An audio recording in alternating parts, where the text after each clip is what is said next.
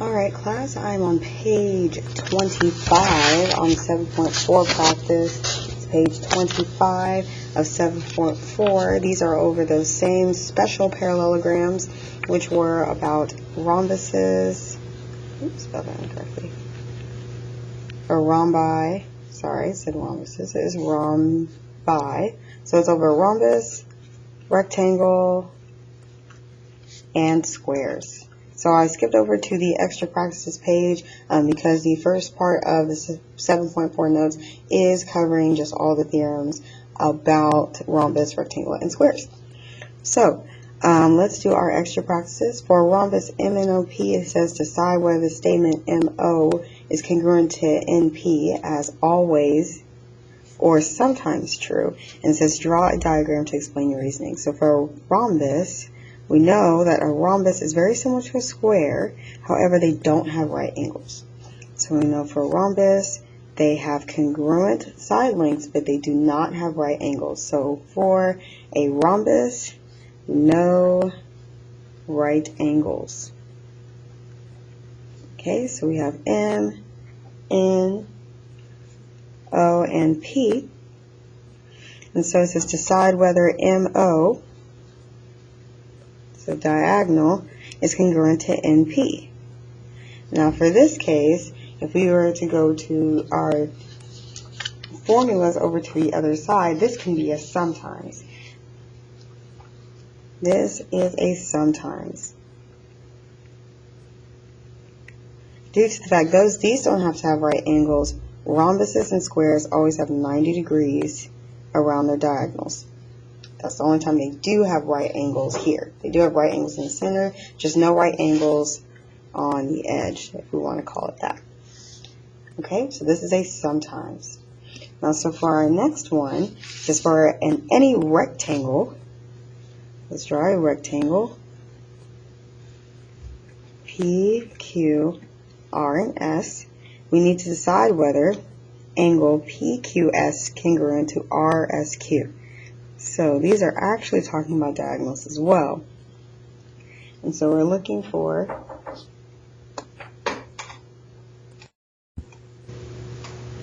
so this one's asking for PQS. So you're looking for P, Q, and S. So this angle is congruent to RSQ. So RSQ is this angle.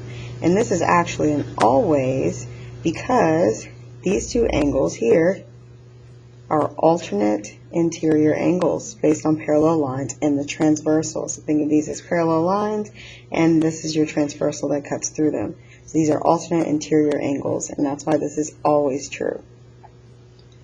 All right, so number 3 through 8, we have a couple of examples here.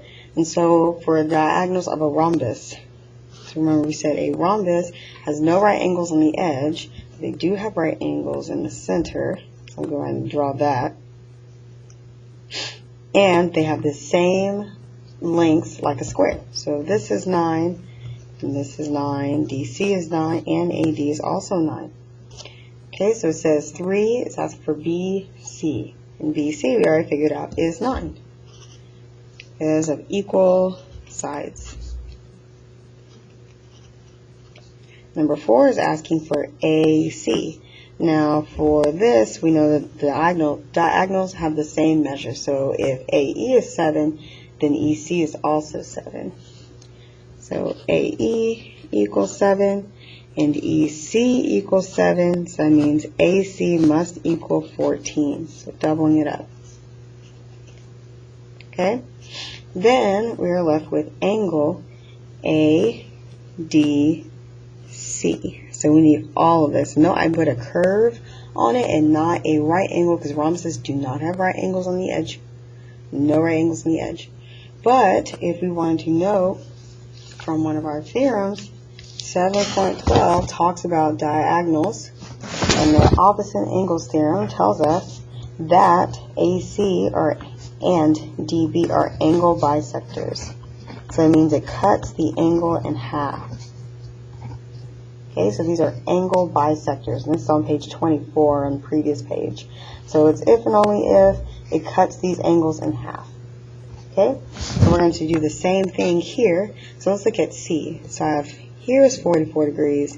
That means the other side is also 44 degrees. So that means all of angle C is 88.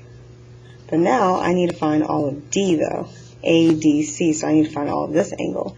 However, it's not going to be 90, but it's not going to be less than 90 either.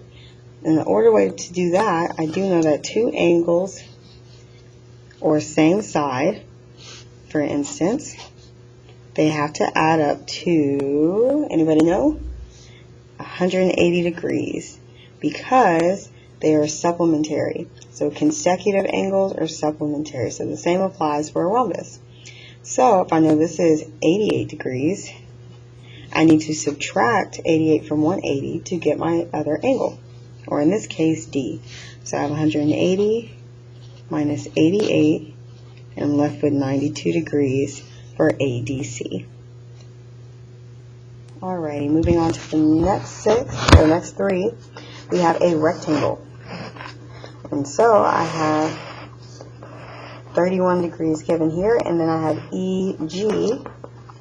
E to G here is 17.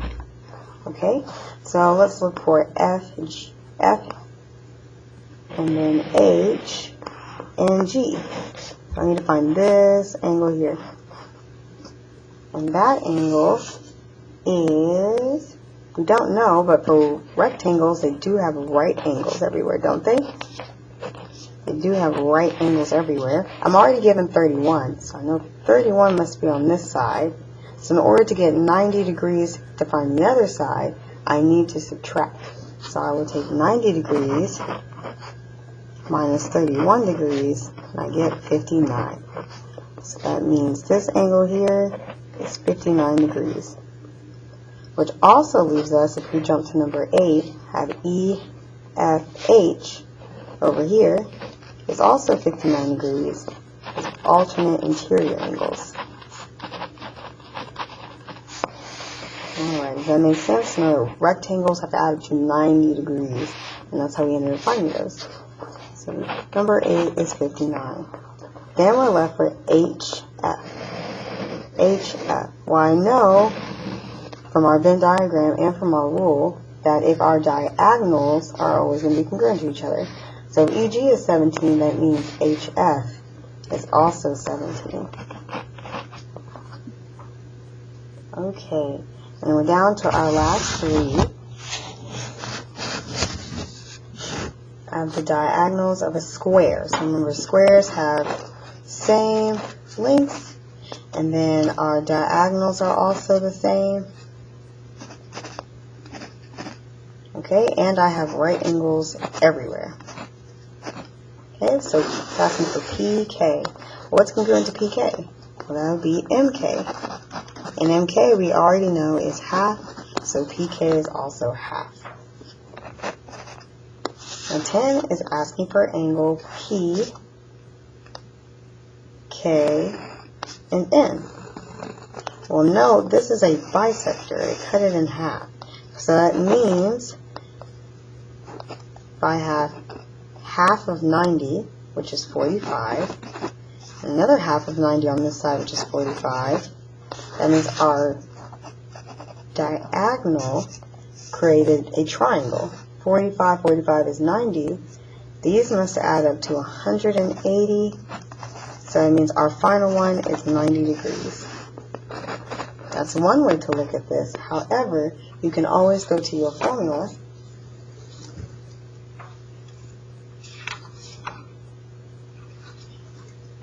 to know about triangles. Okay, so 45, 45, 9 is actually a special right triangle.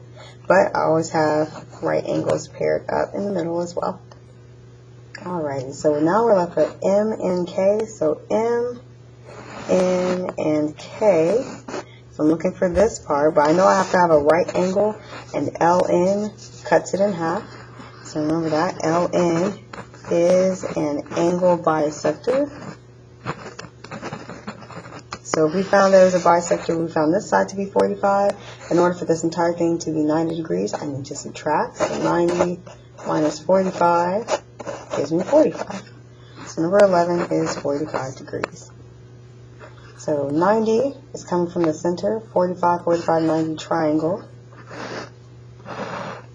Okay, so we need to review that part one more time. Okay, we need to find this angle. We know that a triangle adds up to 180. So 45 plus 45 plus x equals 180. So 90 plus x equals 180. Subtract 90, and x equals 90. So that's another way of how I found number 10. Alright, that was just extra practice to do. That's on page 25, and you might have never seen it, so don't forget about it. And so the next page, it does have a puzzle. It does have a puzzle over those three. Remember, we're talking about rhombi, rectangles, and squares.